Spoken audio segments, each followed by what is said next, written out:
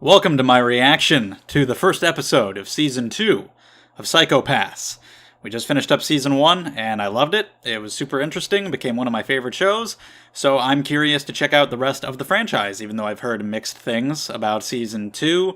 A lot of people didn't care for it, just because it was made by a whole different team of people, and apparently didn't live up to the quality of the first one, and I'm not going to be expecting it to be as good just from the get-go, but we'll see. I'd like to judge it for myself, watch it for myself, see how it is. We can talk about it, compare the two seasons, and just see what it'll be like. I'm curious. I want to spend more time in this world and with these characters, so I'm willing to check it out. So let's get into this thing. After the Funimation logo, we're going to be clicking play in 3, 2, 1, play. I don't know how much time has passed in between seasons.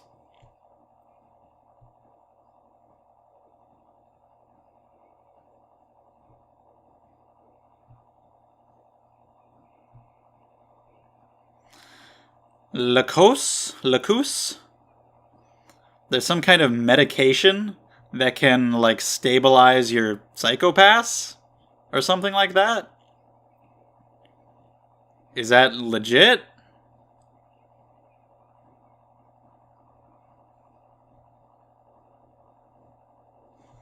Okay, bye. I guess, alright. That's terrifying. Oh, yeah, good reason. I thought, like, oh, it looks like it's about to fucking stab somebody. And then that happens.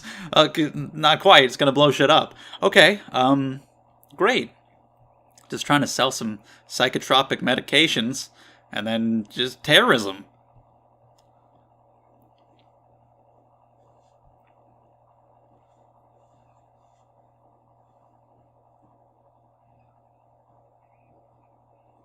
Okay, these people are talking about the system's lies.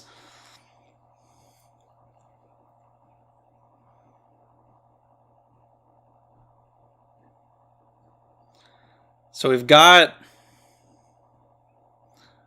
Mika, I think her name is. You know, she had just joined at the end of last season, and now she's here on the job, so it's, you know, a little bit of time has passed. I've heard that Kogami isn't in this season at all, I don't think. Which sucks, because he's cool. But we have Akane. We'll have Ginoza.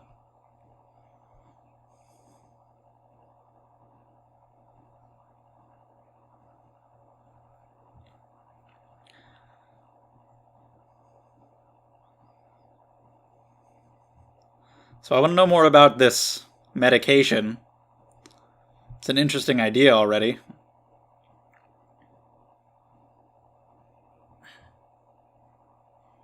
Here we go. Enforcers.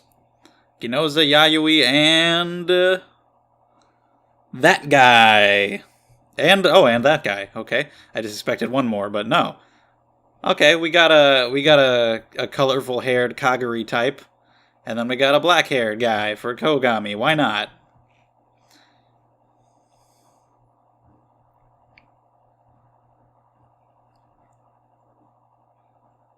I don't know why I only expected one more, but I don't know.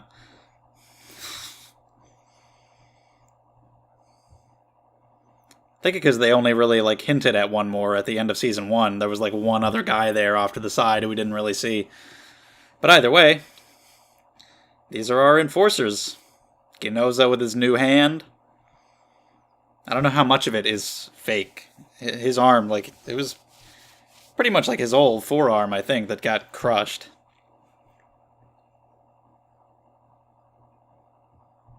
Togane and Hinakawa. So they're just starting.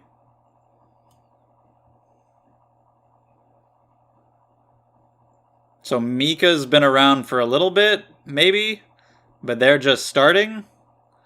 I don't know how that lines up with the end of Season 1, but it doesn't really matter that much. Like, if they kind of just want to start from scratch here and just retcon it a little bit, I guess that's not a big deal.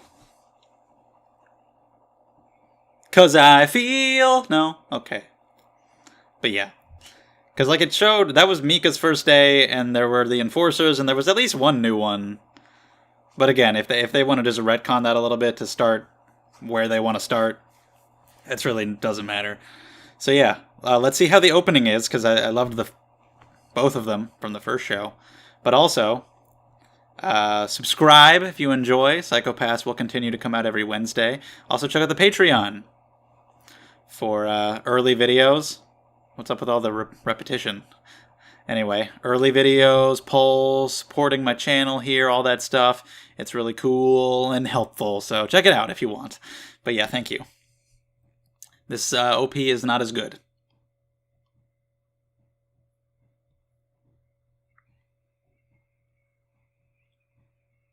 Okay. Picked up there. I could tell it's the same band as the OP, the first OP, I think.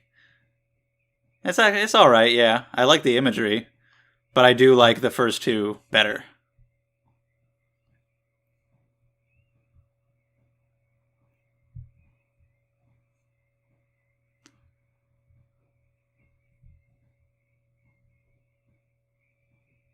Alright. Pretty cool. I just do prefer the others, but I see.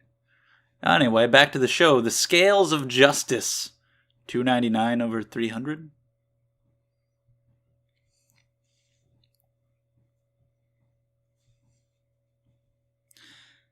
Why is that? Is he on those drugs? He just makes... That's stuff that he does for a living. But yeah, if he's doing it with a different intent, it might register.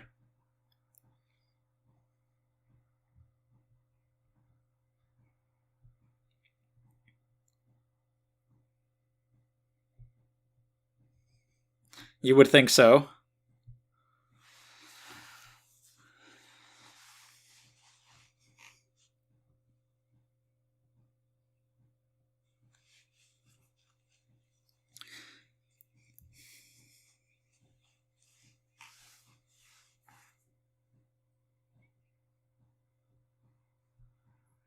And I think it was Mika just there who was like, oh, keep your mouth shut, enforcer. So she's not really taking them seriously, it doesn't seem.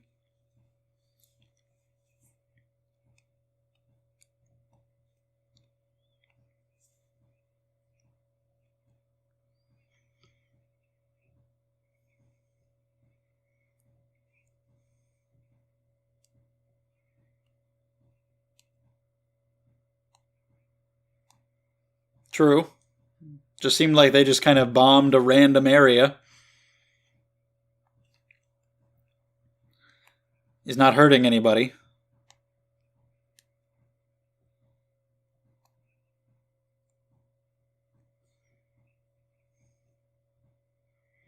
So maybe that's what he's after. Raising the stress levels. He wants them to come after him? Okay, yeah, could be a trap, and there you go. Somebody who works with bombs, you gotta be careful. What is all that shit in there?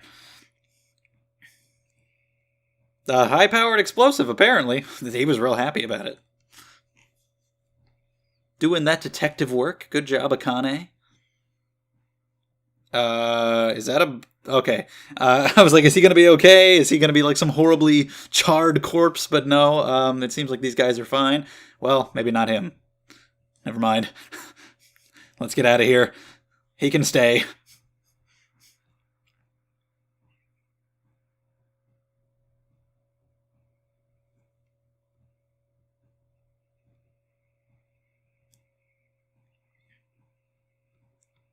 Well, shit. It's on auto crash, too. And auto explode!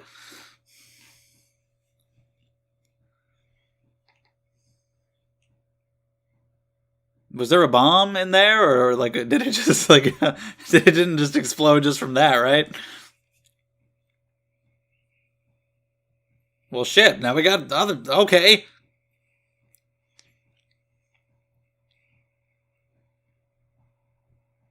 This guy, he seems rather uncomfortable with the Dominator.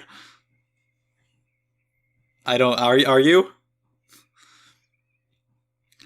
I don't know if this guy should be wielding a gun. He doesn't seem. I don't know. He doesn't seem up to it.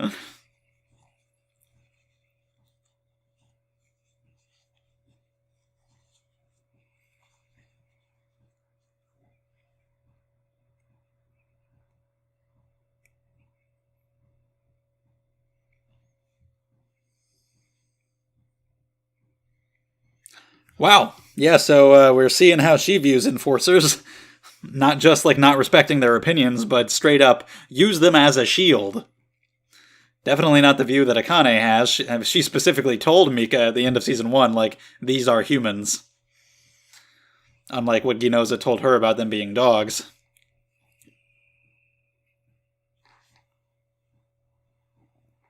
Okay, I was like, how long do I have to do this? I'm holding my breath here for dramatic effect. Slow motion is one thing, but whoa.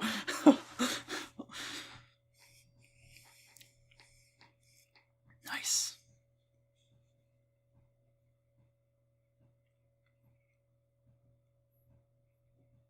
Okay, well. She's fine. I'm very curious about Red Hair Man. Hinakawa, him just sitting he's got his little hands folded in his lap. He's just like, I'll do it. I'll administer justice. I don't know. he just seems like a kind of awkward, nervous fellow. Well, I want to know what his deal is. This guy's so happy. He's so smiling about his bombs. Got some lady strapped with explosives.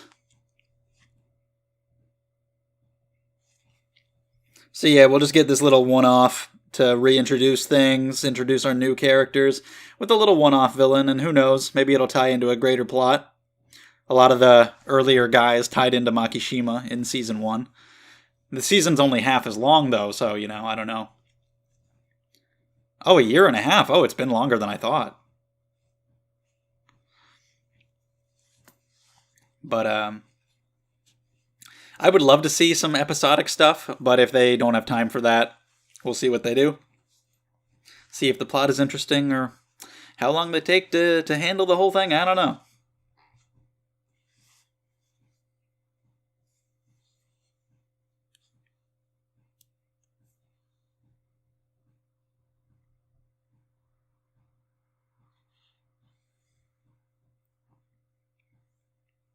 What's her deal?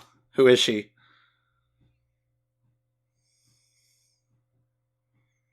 Was it his wife or something?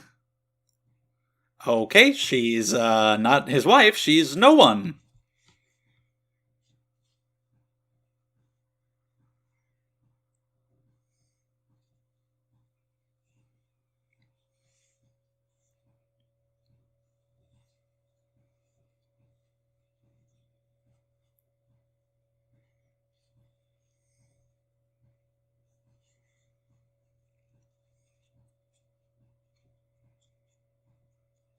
Yeah. So what is she just another robot of some kind underneath the hologram?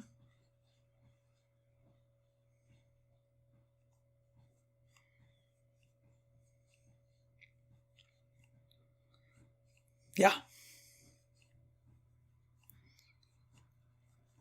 Apparently, that's how it seems.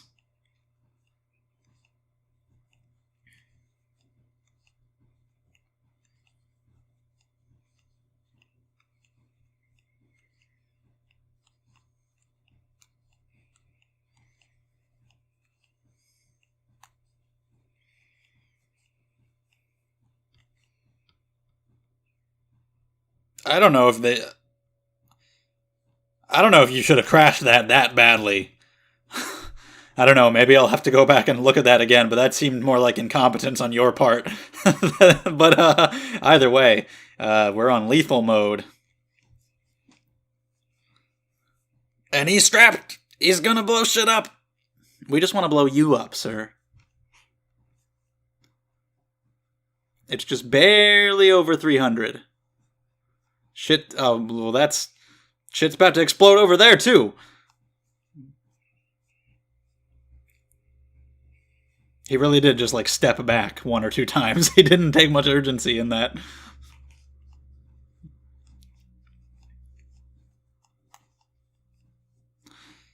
You gonna do it?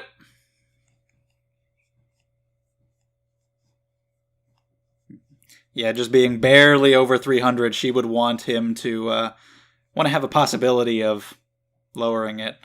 That's what the title meant. 299 out of 300. We want to get that below 300 so we can just paralyze them if we can.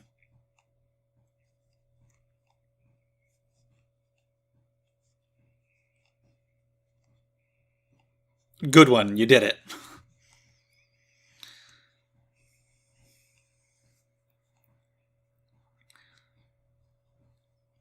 How often does it work? How many people are you able to talk down? How many of them can be reasoned with? You know, we're lucky with him that it's only barely over 300, but will you be able to talk to him? I don't know. She's a little bit of a bitch. She just seems like a little bit of an asshole. It's like, why do I have to do this? Why don't you just use them as shields? What? I don't even shut your mouth. It's like, all right, fucking. What are you, fucking 19? Not even, right? Because she was underage when she joined.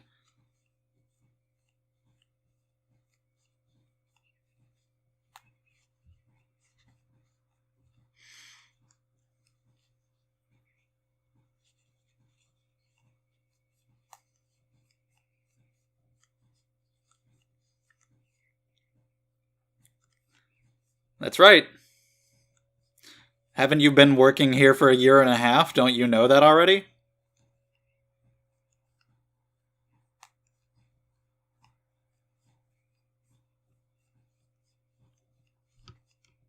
I guess so.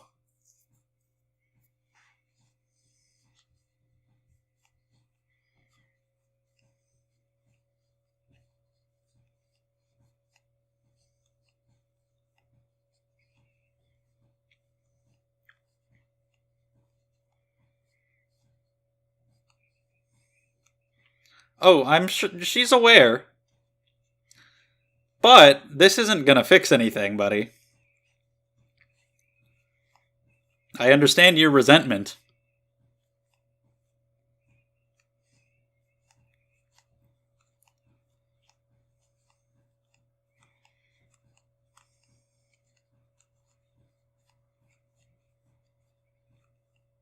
I mean, she's right. Like, he has a job, and it's a job that needs to be done. So, like, yeah. I mean,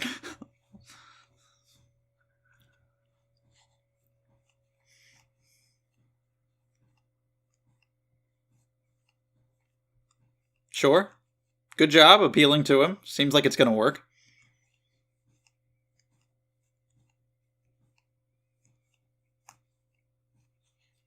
Even if it's only like a small little bit, even if you're just one person, that's a start.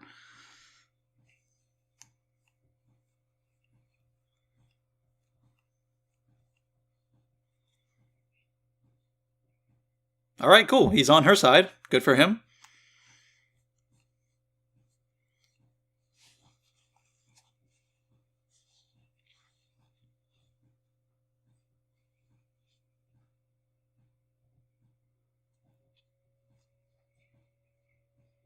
Oh my god, we gotta. Everybody's pointing guns at everybody.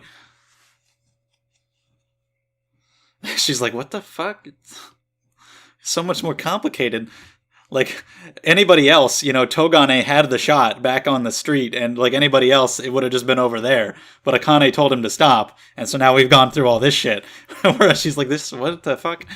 All right, now paralyze him. He might fall off the roof, though, so be careful. He's standing on the edge.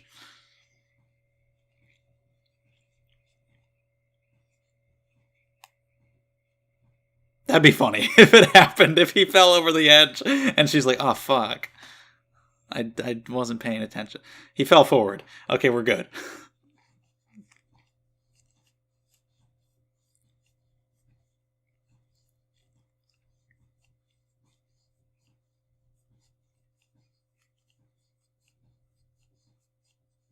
She doesn't seem to approve.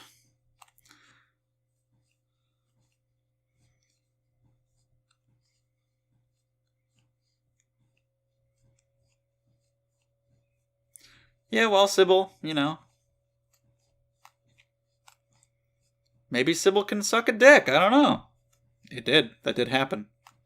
It did go down.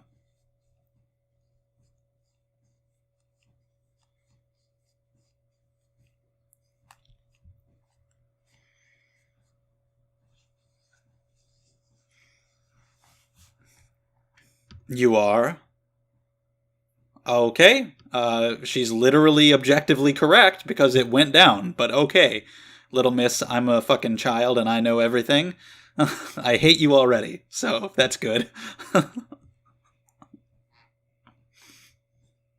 At least Ginoza was, like, experienced on the job, and while he was an ass at the beginning, at least he could put his money where his mouth is a bit in terms of experience. It's just some new bitch. There's some fucking young girl and she thinks she knows shit. It's like, alright. But yeah, I'm a little confused on the timeline. Because like I said, I can forgive any little retcon from the ending. Because the ending of Season 1 is, just kind of like a little wrap-up. Like, oh, there's a new inspector, new enforcers, whatever. But it did seem to show Ginoza, Yayoi, and it looked like one other person that we didn't get a full shot of. But now we have 2 new enforcers, both of which are apparently, from what I could understand, correct me on any misinformation here, from what I could get, were brand new, whereas Mika's been at it for a year and a half. So were there other enforcers in the meantime? Like, who was that other new enforcer at the end of Season 1? Am I not really supposed to consider that all that well? That's fine to retcon that a little bit. But, like, were there no other new enforcers in the meantime? There had to have been, right? What's going on here? This is the hologram armed with bombs. And, yeah, there's bombs everywhere, which, all holograms, okay.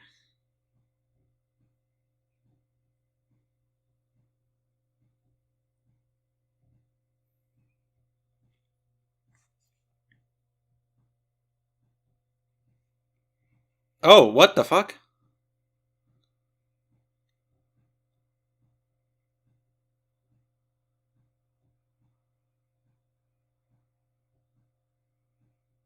Okay. All Might himself.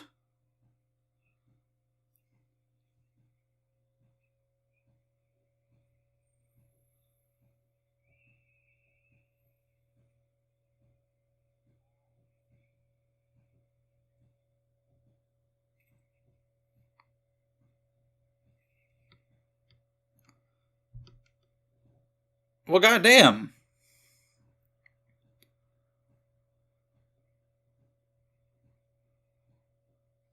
WC? The water closet? Okay, so yeah, Mika's been at this for a year and a half, but she acts like she has no idea about who Akane is. She's like, what are you doing? What is this $2.99 business? Unless this is new. This is like Akane for a year and a half was just like, oh, whatever, I'll just... Like, from the very beginning of Season 1, she talked somebody down. And so you'd think that would be a thing going forward that she definitely would have been doing for this past year and a half. It can't be new. Of course, they also say that it's rare for somebody to be able to be talked down. I would like to know more about that. How often has she tried it, and how often has it worked? He was lucky to be just barely above 300 and to be able to be talked down. So maybe she's never really gotten a good opportunity to try it before? I don't know. It seems a little odd that they say she's been with them for a year and a half and yet also is like just now getting to know Akane at all. Which is odd because you didn't have to set it a year and a half in the future. Because she joined at the end of Season 1, so you could have had it be right there when she was brand new. So it's a little odd, but yeah, she's thoroughly unlikable so far, so we'll see what happens there. Of course, Ginoza was kind of the antagonistic force at the beginning of the first season, but like I said, he was at least experienced, and some shit has happened to him to make him into the way that he was. And then pretty quickly, he had a clear character arc that was going to play out. So far, she seems like she's just... a young kid who thinks they know it all and needs a little bit of a reality check that she's not as smart as she thinks she is. She's viewing the Enforcers as disposable pieces of garbage and not agreeing with Akane. Now, we have that at the end there, and I don't know what happened. I guess that wasn't... I was wondering when they said that the woman was a hologram, what that meant, because, like, the hologram has to be coming from something. So I was like, is there, like, a robot that it actually is, and it's portraying this hologram of a woman, or what? But then it was a guy. So I guess that guy, who was our villain, I suppose, was with him the whole time. So this was connected to our main villain. This was connected to a larger plot, it seems. I guess that was just that guy who was with him the whole time and had over him this hologram of some woman that he was projecting somehow. And then did all that shit. I don't know how he killed that guy so fucking easily. Like, I know that, Enforcers have raised psychopasses, but he fucking blew up. So his was over 300, just like that. Also, yeah, I want to know more about the medication, this whole drug thing. I assume that's got to be relevant, That's an interesting idea, so I'd like to see how that's used, and if it's legit in any way, and what else might be going on with it, some kind of crazy side effects.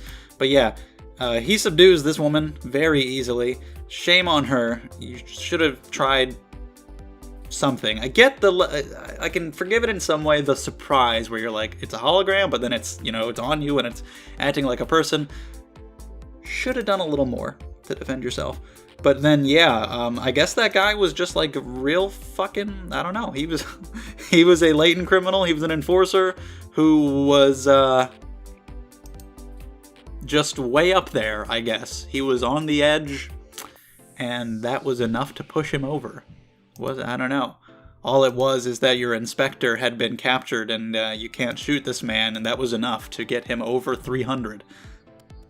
Alright. The art is definitely not as strong and as consistent, but like I said, I'm not going to expect it to be on the level of Season 1, because I loved Season 1, so I'm going to go in with, reasonable expectations and hope that maybe it'll at least just be okay, and we'll see what we get.